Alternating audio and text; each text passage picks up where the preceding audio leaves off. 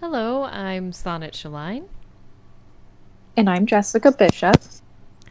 and you're listening to Through Dangers Untold, a monthly art podcast about traversing the precarious gap between art school and a professional, sustainable art career. And so, Jess, what are you working on this week? This week, I think I mentioned it last time, but I'm still working on that unannounced project. It's a game I'm doing the 2D environment art for, Mm-hmm. and also, just doing some projects. I'm on my own. What about you? Nice. I am. It is Smoggist. It is the time of the dragon, and I I have just completed. Well, I'm getting close to completing my first Smoggist painting. So I am doing one a week, and this week is Earth, and then I'm gonna do air, fire, and water. So I'm doing all four elements, and so I'm just about finishing the Earth one for this week, and then do the rest of those. So, yep, I'm not using Yay. reference. I'm totally going just What? I'm off the rails. What are you doing? I'm just trying to be very spontaneous with it and just be really relaxing and fun with it because I want a little break from being so Whoa. intense. So, This yeah. is Sonnet trying something new. It is. It's a big This is experiment. so unlike you. I know it's super unlike me. That's good. Yeah. Yeah. Like you might learn something. Exactly. I'm breaking it up. That's good. I Yeah. like it. Good Yeah. for you. Thank you. Thank you. So, so it's been 1 year since we started this Oh podcast. yeah. Can you believe it? No. How did that happen? I I honestly don't know. I mean, if you think about it, it's 12 episodes. So like Yeah. once you say 12, it doesn't sound that big. Yeah, it seems a little more doable. Yeah, But but like the year has like gone by. yeah. Yeah, it's amazing. I'm really proud of us and I've really enjoyed our conversations this year, so it's Me too. it's been a lot of Like fun. hopefully we'll like have some more cool experiences this year we get to share. Yeah. Definitely. We plan to continue and I hope we have a lot more to talk about. Vicky is not here tonight with us. Sadly, she had to work.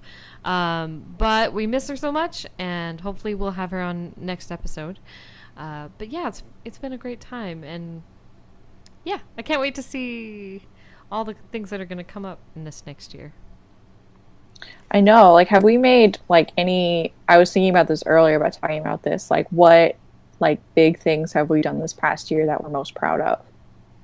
No, no, I think we'll do that for our recap episode in December, where we Um. do kind of our highlights of what we did. Oh man, I didn't know we were doing one. Yeah. Okay. Now you know. Yeah, we Cool. And did. then Vicky will be there. Yeah, yeah, yeah. But yeah, it's been an interesting year for sure already. But to celebrate tonight, we want to talk about fantasy art, and that's great because I can talk about fantasy art forever because it's my favorite thing. Or one of them. So this is going to be kind of a little freer episode as we kind of just discuss this big topic. Um, so there's a lot to talk about. Maybe we should start with the like how fantasy art or genre art in general is received at art school. Ha. What do you That's think? how it's received. What, just huh? Like laughing, like ha, fantasy art, whatever. Yeah. Like that's not professional. Yeah. I think it's often perceived as kind of like hobbyist. Um, Interesting. What? like, because like I think sometimes people just think like they hear fantasy art and they think Renaissance fair and like crafty things. Oh yeah. Like I don't think they immediately jump to, like book covers and games. I don't think they like correlate those. Like Yeah. I don't think that's the first thing that people think of, because generally like professors are usually, like, at least in illustration, were editorial. So they did, magazines and publications and stuff. Mm-hmm. So, or, fine art, and fantasy art is still not in that fine art realm completely. I mean, I think there's probably some exceptions, Mm-hmm. but in general, it's just, I've never seen a, like, classically defined fantasy art painting up for sale for $20,000 in a gallery. Oh, I have. Well, I mean, beyond the classics, like someone who's just making something now. No, there's people now who are doing it. Really? What the? Yeah, yeah. Yeah. Yeah, but I do agree with you. I think that the perception is that there aren't people doing it. I'm part of the problem. Well, I think that fantasy art has a PR problem. I think Yeah. that I think that I mean, even in my painting class, we were assigned artists to look them up and see where they were, where they were coming from and learn about them. And these were all contemporary artists. And so I was assigned an artist that had used a bunch of concept artists and a couple fantasy artists as inspirations, and it was obvious, and they weren't as good. He wasn't as good as his inspirations. And I said that. I was like, I'm looking at this and this is cool, but I think the original art is a lot better and it's just better. And the teacher said, well, I think fantasy art needs the gallery world.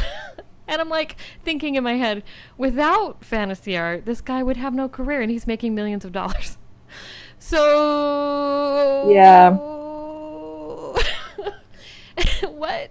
And I would say that, like, even the whole kind of lowbrow pop surrealism movement rests a lot on fantasy art, Oh, totally. right? Yeah. People who've gone before. But Yeah, definitely. yeah, no. Yeah, but unfortunately, because so much of it is consumable and because so much of it is like associated with consumable goods,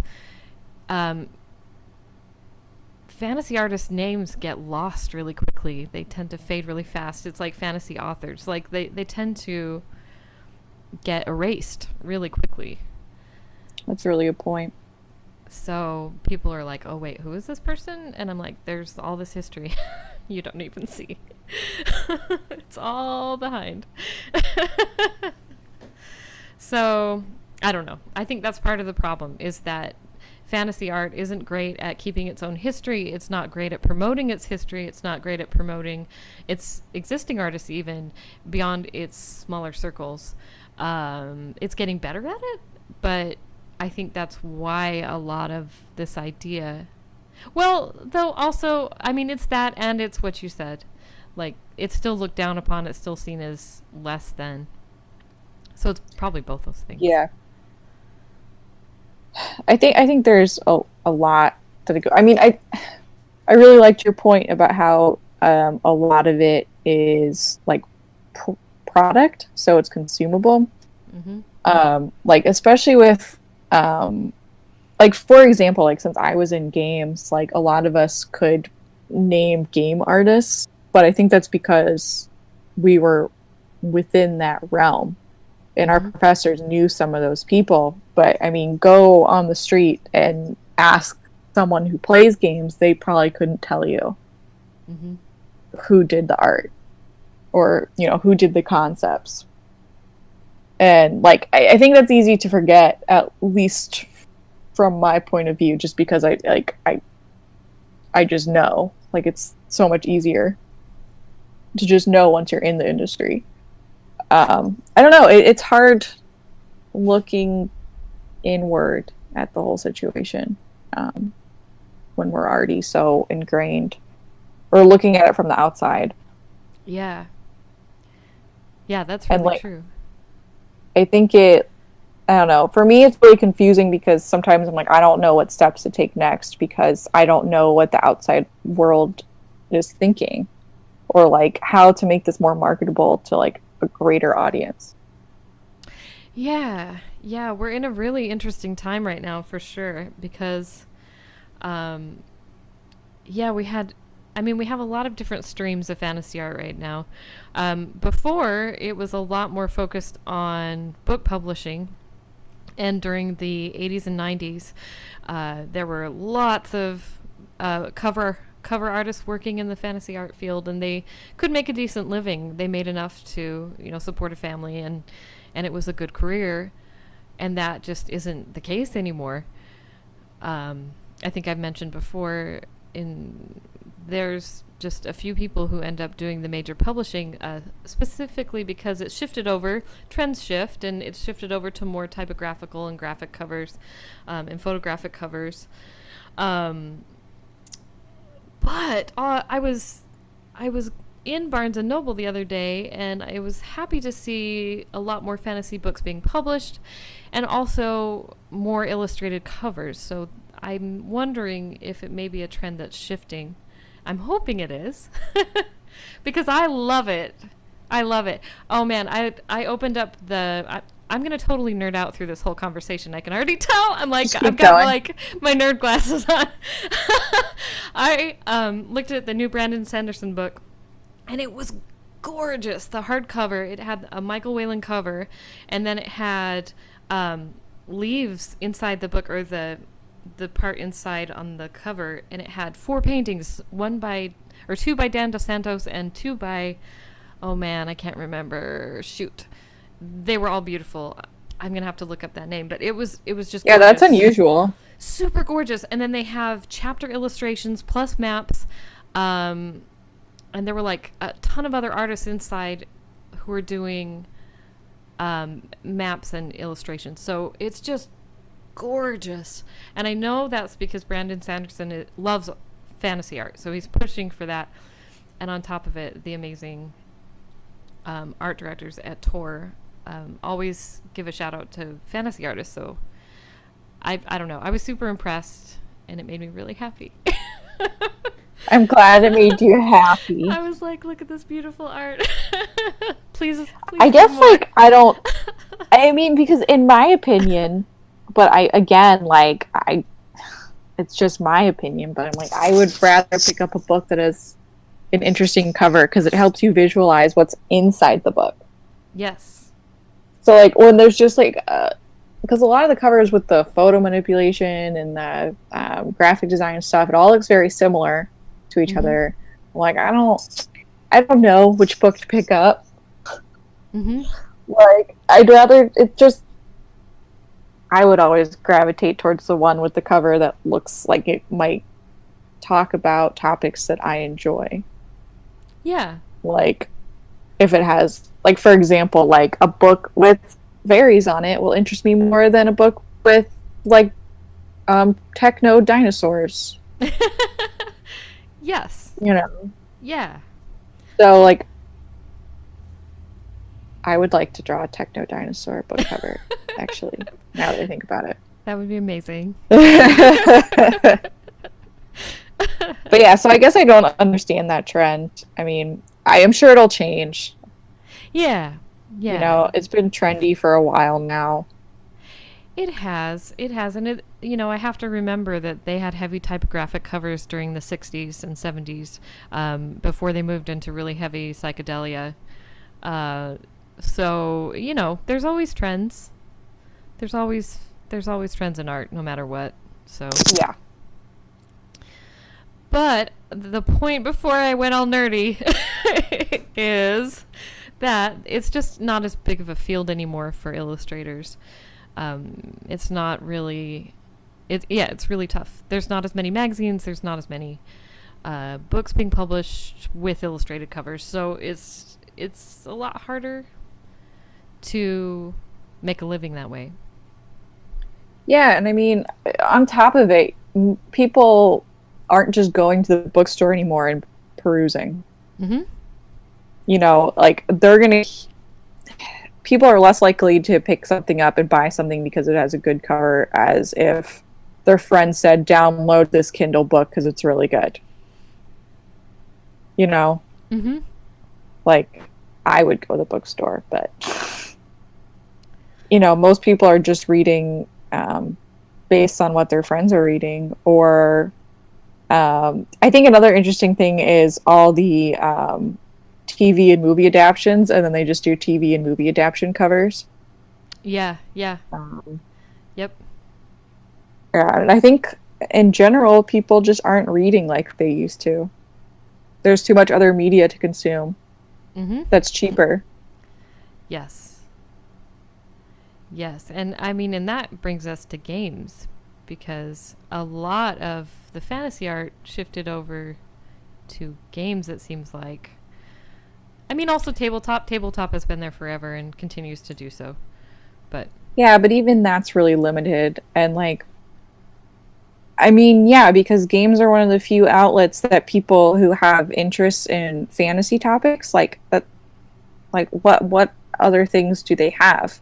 And it's, for some reason, I mean, I feel this way. I think other people do too. Games is such a good market right now. It feels more accessible for an artist to get into than, say, movies or TV. yes. It's just more open, less selective, in my opinion. Mm-hmm. But yeah, I mean, there's just not that many outlets for it. And I think but then it gets super competitive within games as well, because everyone wants to be the promo artist or the concept artist. Right. And not a lot of people, especially studying in school, don't quite understand that it's unlikely you're going to get that job. And it doesn't pay a lot. You know, you don't typically, as a concept artist, like, you don't get hired full time. Like, you'll get hired for contracts and stints, and it's not making these beautiful paintings that you think you make, because when they give you, like, when they release art books, most of the art in art books is not actual concept art. Oh, really? A lot of it's promo. Well, I don't know if I'd say most, but a lot of it, like, it's promo art. Okay. So art that they made that looks really good, that's about the game. There's still concept art in there, but a lot of it's like finished art. Like, one of the art books I have, like, it has some concept art, but like even concept art is a shrinking field. Oh, yeah. Because it's so easy now to just go into Maya or Blender or whatever and just start making an asset. Like with ZBrush, like, you can just go and make it. And it's so quick, and it's not as expensive as it used to be, or laborious. Like, one of my art books I read, inside of it, it was basically they never, for some assets, they never even made concept art. Like, for some of the creatures, they just went in and made it. They're like, let's just go make it. So an increasing number of companies don't want to hire a concept artist. They just hire someone who can do both. Interesting. So if you can't do, 3D art, then they're not going to want, like, it's going to be less likely for them to hire you, unless it's a super stylized game that they want concept artists on to help them flesh out ideas. But that's just, 6 months, 3 months. Right. It's not a permanent no studio job. It can be, but it's just not that common. You have to do something else too. Like, a lot of people do concept art and texture art, so they'll do all the textures for the 3D models, which, like, can be fun, but it's definitely not as glamorous, I think, as people hope. That makes sense. Yeah, and I think like a lot of things. I mean, that goes for so many positions in the game industry. Like it's very glamorized, especially by schools um, marketing their game departments. Um, you know, so cool. Games. Play games for a living. Ha. Ha. It is hard work and Joke's on textures. you. That actually sounds really relaxing. Like, I'm sure it wouldn't be, but like Oh, doing textures? textures, yeah, that Oh sounds yeah, totally. fun. But not for everyone. You know, I'm like, I'm like gonna it make some fur I think it's today. fun. Like it's kind of cool. Yeah, And then you get to see your texture in 3D. yeah. And I'm gonna make it's some fun, but I gold. think for a lot of people that like especially students, since we usually talk to students in this, like it's not this I don't think people think, like go in thinking I want to be a texture artist, Yeah, you know, and yeah. it's like, well, that's probably what you're gonna do, which is fine. Like, there's nothing wrong with it, and that's not what I'm saying. I'm just saying like you gotta be like prepared for it. But then like once you're doing textures, it's like I'm gonna make so many brick walls, and then but then that's not fantasy art. Right, So right. then it's like the the outlets for fantasy artists I just feel like are shrinking and I want them to expand, but I don't know if they are. Like I feel like it's this wavy fluctuation. Like we've got fantasy art in galleries now. There's a lot of people doing it. It's becoming more accepted, but then in the areas of making that cash, Yeah, that's the uh, question.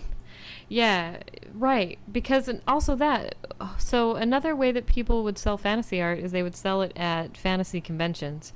And the convention circuit has just changed so much. There is, and also, yeah, I don't know. I don't know enough because I haven't done enough conventions, but there are a few that are really big and they are that market. You're talking about Gen Con, you're talking about Dragon Con, there's Fairy Con, there's Fairy Worlds. There's little local cons that still survive, um, and they still do the old school art shows. Um, but most conventions now, big ones tend to be comic conventions, yeah. or anime conventions, or pop culture conventions. Some shows do have a pretty heavy, um, what would I say, contingent of fantasy artists, but it's really competitive to get in. Like Emerald City Comic Con generally has a really big bunch of Yeah. fantasy artists, but it's super competitive to get in. Um, yeah, like I don't know. I'm New York City Comic Con. A lot of people go to that one.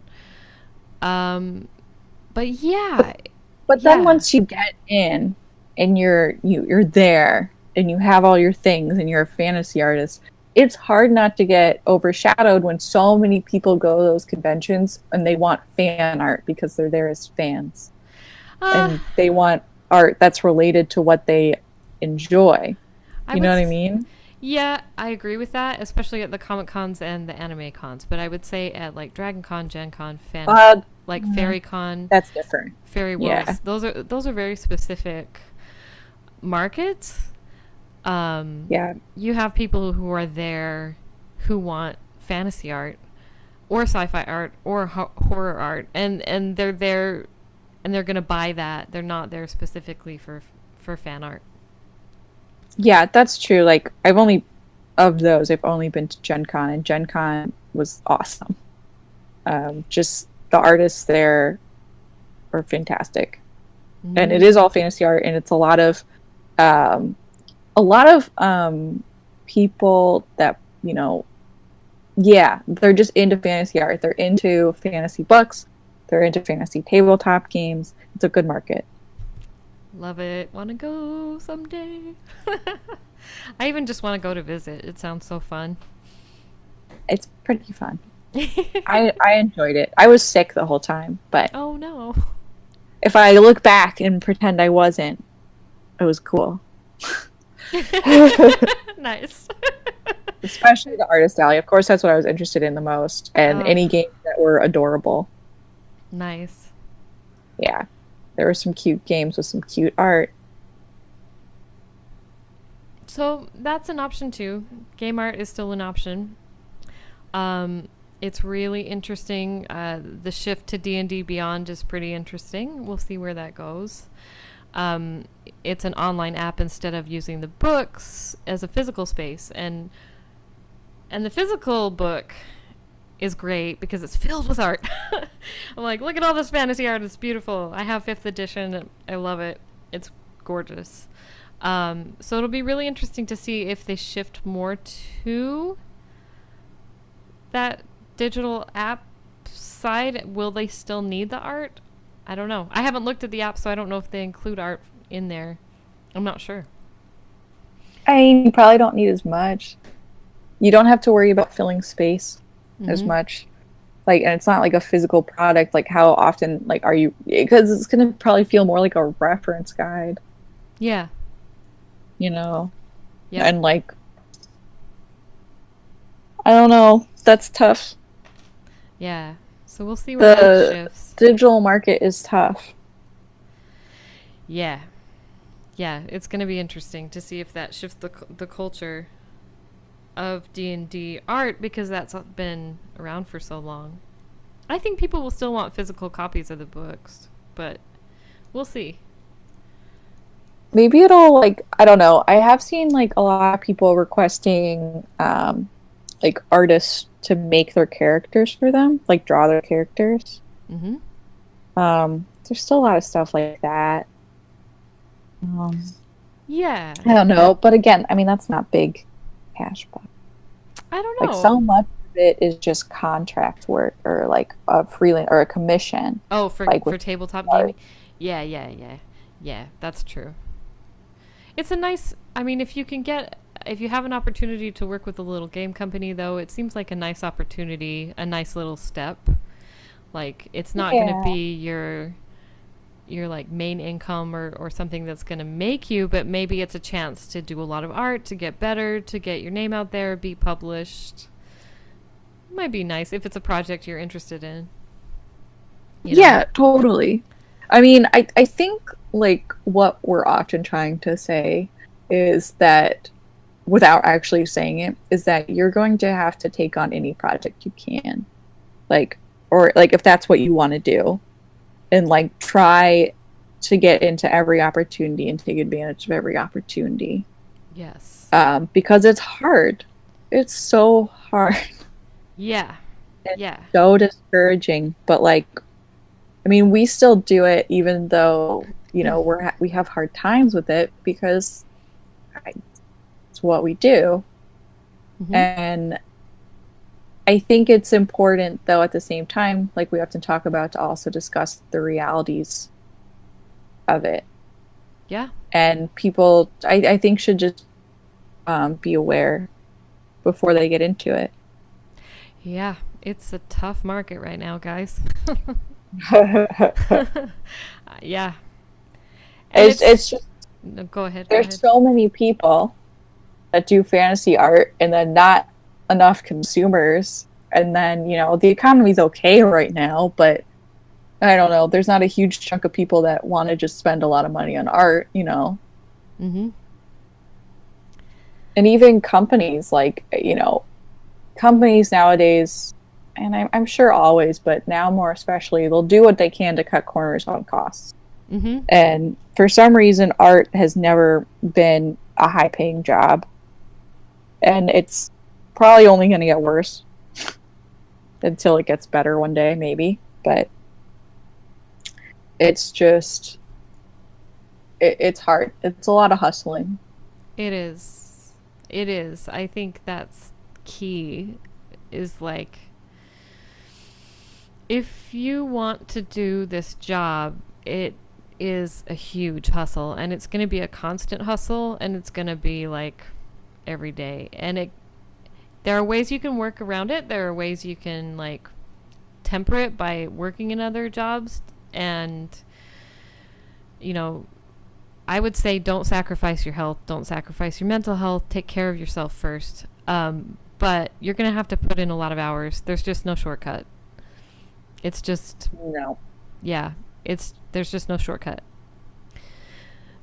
the people I know who are making it in the middle area are constantly going to shows. They are constantly working on social media. They are constantly submitting to people, doing commissions. They're doing gallery shows. They're submitting to publications. They're like they have irons in the fire for everything. They're really smart about business. They're really smart about figuring out who their market is, who their audience is. They're just constantly hustling. So. This is not a 9 to 5 Monday through Friday gig. Like, to be that person who's doing that much, like, you have to always be on. I disagree with that. I mean, like, to do that much work, I mean, not like, I mean, you can take a break. Like, you can designate yourself a day off. You know what I mean? But, like, a lot of those people, like, they're just, like, they gotta keep going. You know? Like, you can't... Yeah. It's just, I think it's more hours than people assume. Like, because they assume art, you can stay home and do it, and it just can't be that bad, right? But I think I just want to make it clear that that's not true. Yeah, it's a lot of work, for sure. Like, and you have to be really good at scheduling yourself. You do. And really good at basically managing yourself, managing your money, managing your time. And, like, it's a full-time job, which is another thing that makes it hard when artists have a full-time job to cover the expenses of trying to make other art their full-time job. And then you're really working all the time. Yeah, it can get really exhausting really fast. You can do it. I think if you're willing to just take longer, if you're willing to take longer time and be patient about it, then I think you can take care of yourself. I think it's kind of imperative to do that. I think too many people push, like, just kill yourself to make your art, and I hate that. Oh, well, I wasn't saying that. No, and I know you're not. I know you're trying to be realistic, because it's true. It's absolutely true that, like, no matter what, you have to put in the hours, whether that's going to be through years or that's going to be through, you know, the next 3 months. Like, yeah, you set the pace, basically, is what I'm trying to say. You know, you set the pace that you need to get it done, right? Yeah. Because otherwise, like, if you can't work full tilt out like that, there are other ways to do it. And yeah, it'll just take longer. Yeah, it's just going to be a longer time. The reality that, though, still is that, like, you have to find a way to survive. Yeah. So, like, either if you're, like, you know, you just have to be able to realize, like, where you need to make compromises. Yeah. You know, like, I have to have a part-time job and can only work art part-time, or I'm going to have a full-time job and I can work on art some nights in the weekend. Like, right. Yeah, there's different ways to do it. I think you definitely have to be open to opportunities and flexibility. Yeah, exactly. But yeah, it's going to be a lot of work, and it's going to be a lot of really dedicated work because it's super competitive. And I know everybody says that. And everybody says that forever in any art career, but with fantasy art, it's extra competitive. And that's because you're talking about a field that requires the highest technical skill, while at the same time also requiring the highest level of illustrative power. You know, so you're working with people who are at master level, gallery level, you know, who are pushing the boundaries of art, what's the word, of representational art. And so they're doing that while at the same time trying to tell a story, or trying to represent an idea. And so you really have to hustle. Yeah. You know, I think also there's probably more research and studying in it than people think. Yeah. Like, you know, you can't just whip out something. especially like you were saying, it's a field that demands technicality, and you kind of have to know what you're doing. Like, you can't, like, I don't know how to say what I'm trying to say. Sorry. No. But like, there's so much planning that goes into it and research into pieces, especially, you know, it's people in the fantasy field are going to value proper proportions and proper lighting, illustrative skills, which is different than some of the other art fields. I think. Yeah. And I mean, you can do abstraction. There are people who do really great abstraction, but it's like you have to have a technical level with that abstraction that is so high. Yeah. Foundations are important. Yeah, super important. I mean, it's different for other aspects. Like, I'm talking about the very classical book cover gallery arc of that. I see different branches that are maybe less rigorous about that or less classical about that. When you're talking about like tabletop, and you're talking about game art, and you're talking about even like the fan art communities that pop up around D&D, or like witch saunas, things like that. Not that they're any less skilled, because they're all the people who are really good at all those things are very technically skilled. Like, it looks easy, but it's not. So they're still really, really technically skilled. But there's less of that, I think, maybe historical judgment in those fields, maybe than book covers and things like that, and galleries. Potentially. Games can be pretty tough with it. Is it? It can be. It depends, then again, like, what kind of studio you're going for. So, you know, if you're going for a AAA hyper-realist studio, like, they're going to want some serious technical skills. You know, like, you have to be at the top. But then again, you know, that's, like we were saying, it depending on the avenue, you know. Yeah.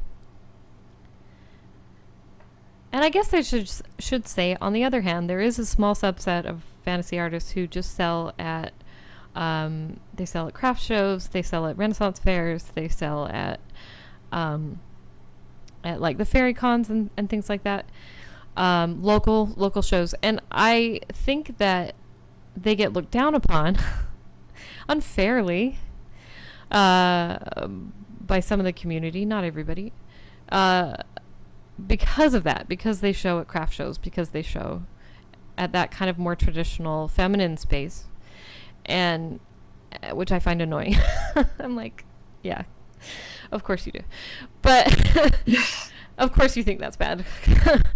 But they just truck along, and they have careers, and they sell, and people like it, and they just live their lives, and they're fine, and they seem to be making a living, and it's kind of mysterious. It's like, how are you doing that? They just find their audience, and they just sell to them, and it just works. So that's another really good point about finding your audience, because even in fantasy art, there's so many different avenues. Yeah. Like, and just trying to figure out, like, that cross between stuff that a group of people want to buy and art that you want to make. Yes. That's really hard. It is. It's like such a pinpoint. Yeah. And like, I'll make something and I'll be like, this is so cool. And then, like, it'll not get any reception whatsoever. But then I'll make something and be like, I don't know, this is kind of stupid. I might not even post it. And then I'll post it. And then it's like, whoa, this is so good. I love it. Be like, excuse me? Like, so it's like, it's such a weird balance, and it's so hard to get to the point where you can actually curate yourself like that. Yes. Like, where you know that this is something I like making, this is something that will probably sell. And I don't know if anyone gets to that point where they can really curate them like that. I think you can get better at it, Mm-hmm. but I don't know if it ever is perfect. Yeah. Yeah, because you may have it figured out, and then you go to one show and you're like, well, this was my usual crowd, and they didn't buy it, so I don't know. Yeah, and then all of a sudden you've thrown the whole thing off. It's weird. It's very weird. It's mysterious. I mean, I think you can make educated guesses, you know? Yeah, but it's something I worry about all the time, actually, like trying to curate myself, because I feel like sometimes like there's this pressure that when you take a risk to do something different, to see what happens, you end up losing like people that are interested in your other work. Does that make sense? Mm-hmm. Yeah. So it's like you want to take a risk, but at the same time you don't. But then, yeah. So like you want to grow, but sometimes it feels like you can't. Yep. Yep. That's Like tough. you're so, even if you don't have a lot, like you're scared of losing, Yeah. and like so you don't want to take risks. Yep. Yeah, it's really hard. It is really hard. And like, because the most successful people, what I can tell, are people that have generally really found something they enjoy doing. Like, and they can, like, that's what they're known for, or something within that realm. Mm-hmm. And they can just stay in that realm. It's not all going to be exactly, and they'll do okay. But it's really hard to get to that point. Like, it's not going to just suddenly happen. And like, you know, I always see people, like other like students and stuff online, being like, "Where is my style?" I'm like, I don't know. You'll figure it out. Like, it's not that important because it'll just kind of come. Yeah. Or you'll have multiple. Yep. But then you have to go and curate yourself online. And like, do you split things? Do you make different accounts for different types of art? Do you just keep it all in one? And it just gets really complicated because, especially if you're trying to make money by just selling like art pieces, like single pieces, you have to worry about your audience and curating yourself for an audience. And you have to worry about how your page is being perceived.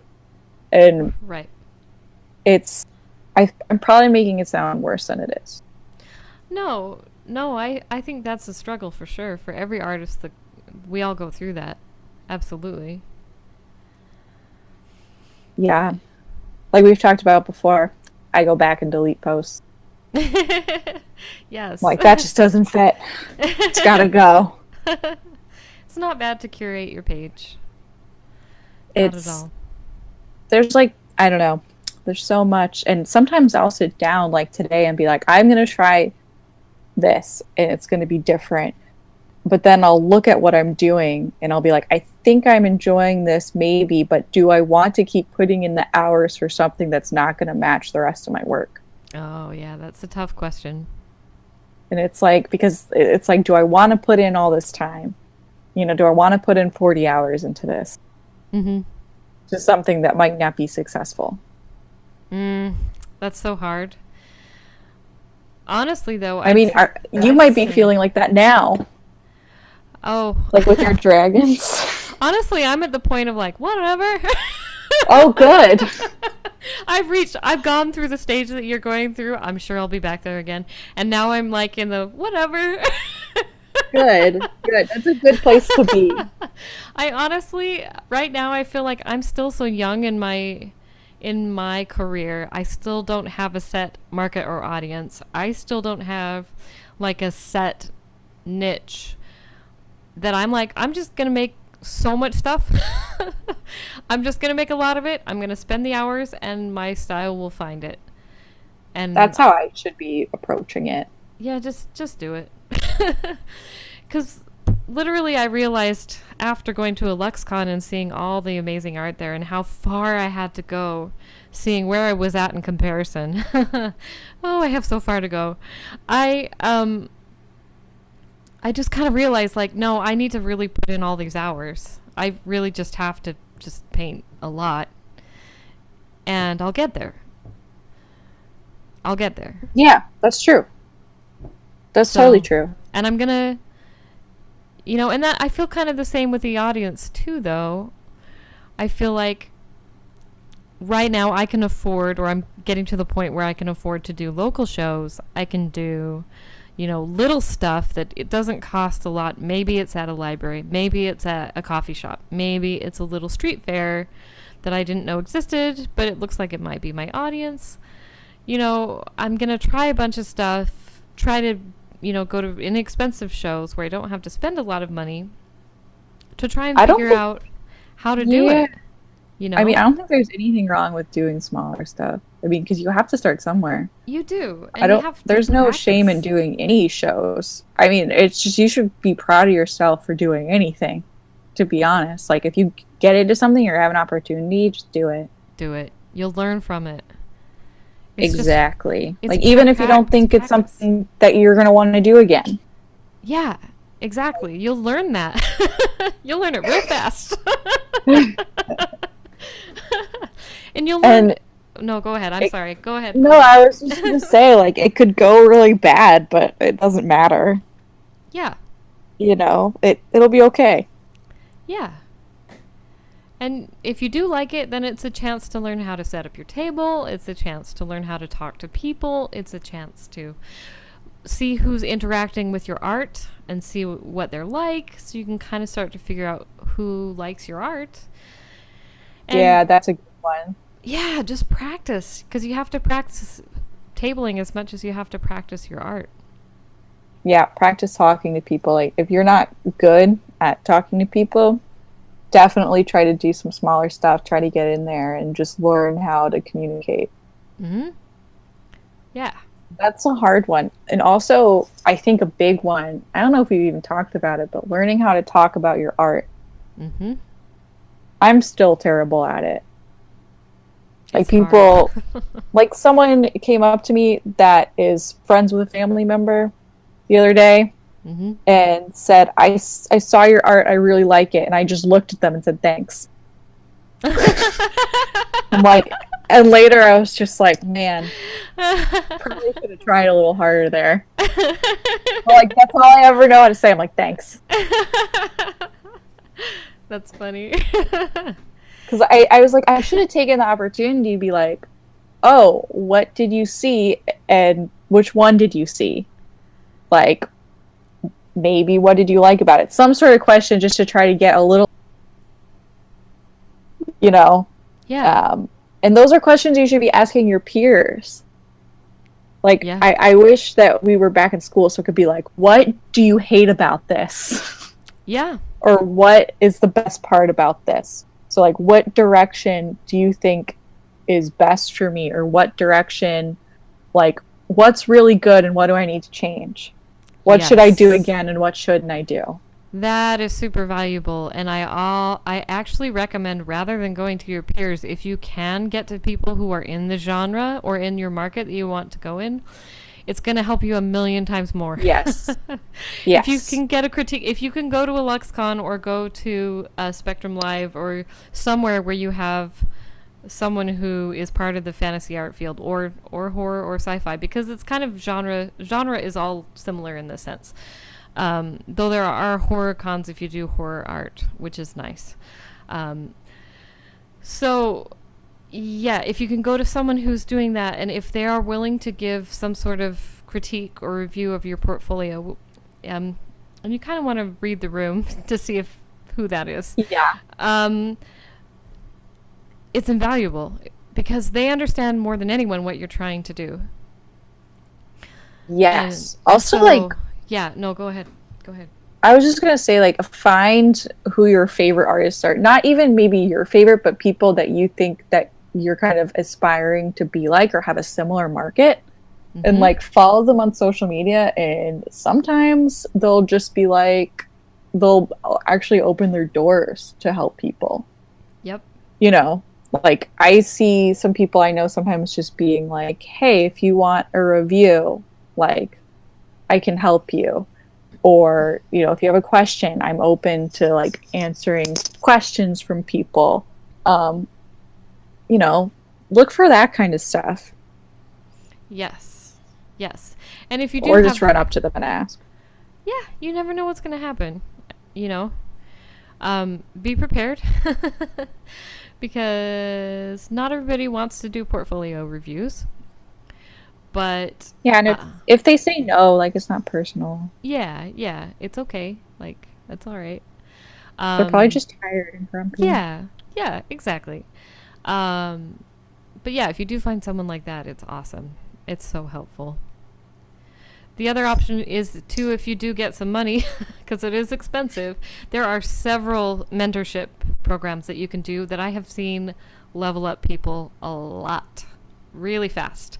Not only that, but it helps build that community with the fantasy art community. So Smarter Art School is great, and there's the Illustration Masterclass. Both of those, I have seen people just go through those and their art just become amazing after it. Those two are great. There's the One Fantastic Workshop, which is really great. I know I'm missing one more, but there's also a couple artists that do specific mentorships. A lot of them are online, and you just work with them one-on-one to improve your art. They run for thousands of dollars, but they are worth it. So if you can save up for that, I highly, highly recommend that. There's some stuff that's like cheaper too. Like I've definitely seen like some courses online where you make one piece with a group of people, get direct feedback from someone. Nice. Like I've seen that before, like on Skillshare and stuff. Oh yeah, that makes sense. Yeah, where it's like, so then it'll be like, you know, like $50. Nice. You know, but it's a much smaller scale. Mm-hmm. But like, yeah, I think there's options for every budget. That's nice. Yeah, so there's always stuff. Just go look. And like, I think one of the biggest things I see that frustrates me when you're a student and when, yeah, it's basically just when students think that their professors are responsible for teaching them everything.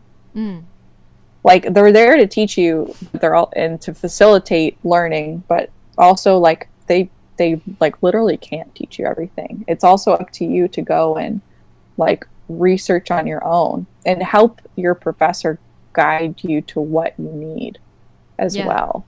Yeah. Let your professors know that you like doing fantasy art. Like you don't have to go up and be like, I like fantasy art, but like just being smart about it and try to cater what you're working on to your future of what you want to do. Mm-hmm. Yeah, and like do stuff like extra workshops while you're in school if you can. You know, take advantage of it. Yeah.